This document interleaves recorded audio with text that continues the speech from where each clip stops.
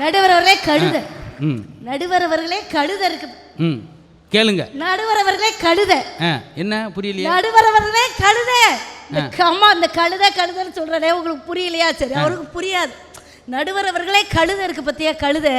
இந்த கழுதை வந்து அப்படி கழுதை மாதிரி உழைக்கணும்னு சொல்லுவாங்க. ஆனால் பொம்பளைங்க கழுதை மாதிரி உழைச்சாலுமே கடைசி வரைக்கும் நம்மளுக்கு பெருமையே கிடையாது. எல்லாரும் சொல்ல கழுதை தானே அப்படின்னு இலக்காரமாக பேசுவான். ஆனால் அந்த கழுதை பொதி சுமைக்கிற மாதிரி யாராலுமே சுமக்க முடியாது. அப்படி பொதின்ற அந்த வாழ்க்கையை சுமந்துக்கிட்டு இருக்கிற எங்களை பார்த்து நீங்கள் என்ன வார்த்தை பேசிக்கிட்டு இருக்கீங்க பாரத்தை. அக்கா நீங்கள் 2 பேரும் போதும்.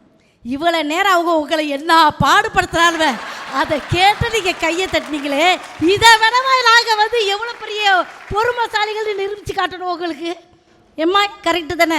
அப்படி ஒரு சிரிப்பு. ஆனால் பிள்ளை நான் அப்படி வளர்த்துருக்கேங்கம்மா. நீங்கள் மட்டுமா சிரிக்கிறீங்க? எவ்வளோ கஷ்டம் இருந்தாலும் எவ்வளோ நஷ்டம் இருந்தாலும் அதுவும் சிரிச்சுக்கிட்டே இருக்குது. போகிற இடத்துல நீ நல்லா இருப்பம்மா. உன் வயசு இல்லை, பொண்ணு பார்த்தோன்னே நேரம் உன் வீட்டுக்கு வந்துடுறேன், மருமகளாக உள்ள கூட்டிகிட்டு வந்துடுறேன்.